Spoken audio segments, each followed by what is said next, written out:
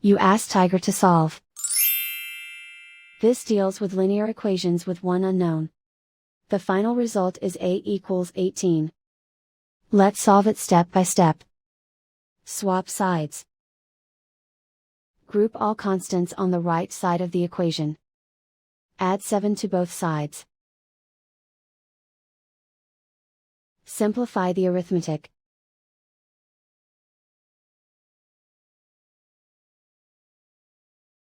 Isolate the a.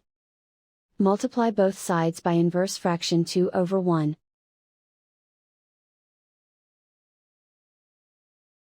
Group like terms. Multiply the coefficients. Simplify the fraction. Simplify the arithmetic. And so the final result is a equals 18.